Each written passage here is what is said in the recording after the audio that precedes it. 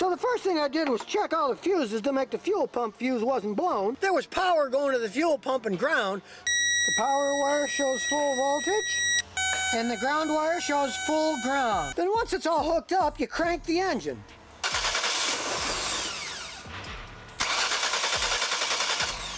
Your car might be trying to warn you about a fuel pump failure right now, and ignoring it could cost you over $1,000. The fuel pump doesn't just quietly die, it sends signals long before the engine refuses to start. The problem is, most drivers miss them until it's too late. Today I'll reveal the hidden signs that mean your pump is slipping, the simple DIY checks that confirm it in minutes, and the repair mistakes that drain wallets nationwide. Before you call a tow truck or a mechanic, you'll want to hear this. Before we move on, I will like you to subscribe to the channel and like the video. Ever heard a faint whining sound coming from the back of your car and brushed it off as nothing important? That little noise might actually have been the first whisper from your fuel pump, letting you know it's struggling. The tricky part is, the fuel pump sits inside the fuel tank, out of sight and usually out of mind. It's a critical piece of the system, sending a steady stream of pressurized fuel down the line to keep the engine running smoothly. But because it's tucked away in the tank, when trouble starts, you won't spot it with your eyes. Instead, it speaks in subtle changes to your car's behavior, and most drivers simply don't recognize the language. Uh-oh. Maybe we have a bad fuel pump. The fact that the engine is cranking fast leads me to believe that it's not a battery problem. It's always good to check the battery and make sure the battery's fully charged before starting any diagnosing. It's important to find the fuel pump fuse and actually make sure that one's working as well. But just go around.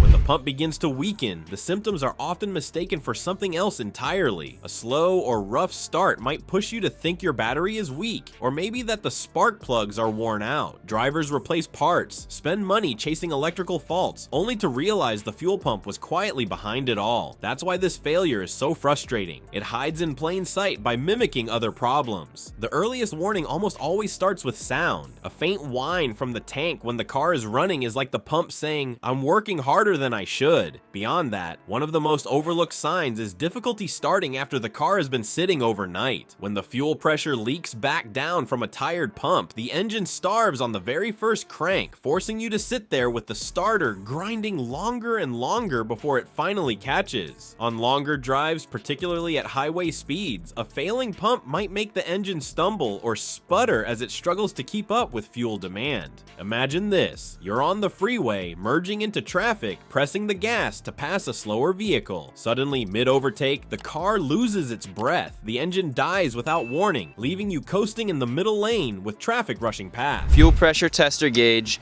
Right down here at the fuel rail, you just take off this Schrader valve cap and you screw on the gauge.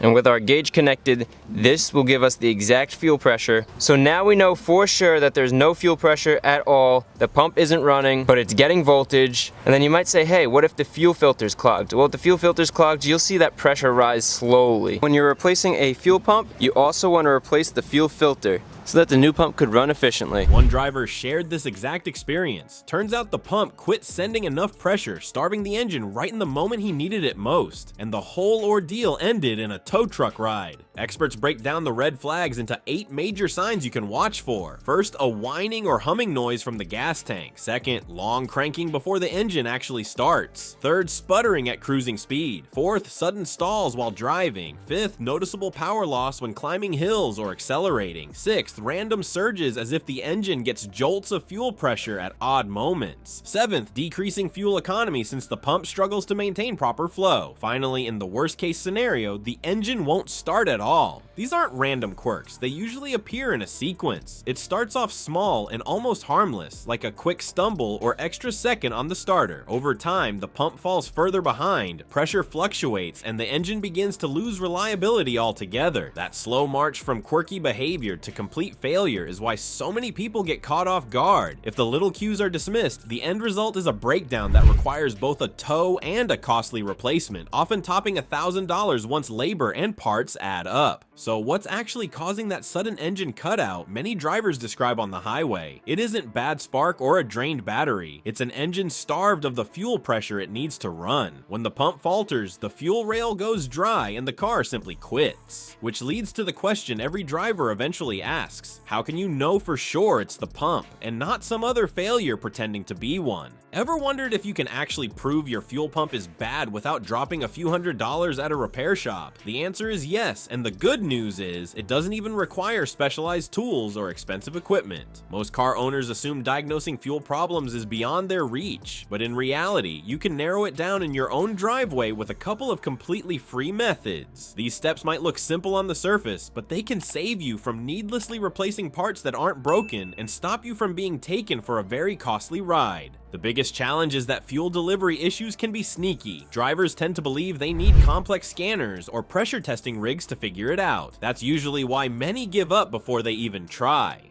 Because of that assumption, people walk straight into paying hundreds for a shop diagnosis, often followed by a pump replacement that wasn't necessary in the first place. When you think about it, the financial risk is high. More than a few owners have been caught spending upward of $1,000 on a new pump, only to discover the true problem was as minor as a corroded relay or a blown fuse. That's money permanently gone when the actual repair could have cost nothing. The first free test involves nothing more than your key and your ears. Sit in the driver's seat with the engine off, but before starting, turn the key to the on position. Don't crank, just switch it on. At this moment, walk to the back of the vehicle and focus on the area around the fuel tank. You should hear a faint humming sound that lasts a couple of seconds. This is the pump priming, building fuel pressure. That noise is your first diagnostic clue. If you hear that soft hum, it tells you the pump is at least alive and receiving voltage. If there's complete silence though, something's wrong. Now, silence doesn't always mean the pump itself is dead. It could easily be the result of a bad relay or a burnout fuse, which leads us straight into the next step. That situation brings us to the second free test, and this one directly measures whether your pump has the muscle it needs. Many modern cars, especially those with fuel injection, have a Schrader valve on the fuel rail. It looks like a larger version of the valve stem on your tires. By renting a pressure gauge, most auto parts stores will happily loan you one for free with a refundable deposit. You can screw the gauge onto the valve and watch the reading as the key turns on. A healthy system usually delivers somewhere in the neighborhood of 38 to 50 psi, depending on the vehicle. If the reading is significantly lower or fails to build pressure at all, the pump is not doing its job. With that information, you can separate a true fuel pump failure from a simple electrical or control issue. A failing fuel pump never takes drivers completely by surprise. It reveals itself with signals that most people overlook. The sound of a faint hum, longer cranking in the morning, or sudden sputters at speed are all early warnings. These aren't random quirks, they're the pump announcing its decline. If you suspect even one of those symptoms, don't wait for the car to quit on the highway. Try the 2 driveway tests today before you hand over money to a shop. The difference between sitting stranded or saving a $1,000 bill often comes down to hearing the quietest noise your car makes.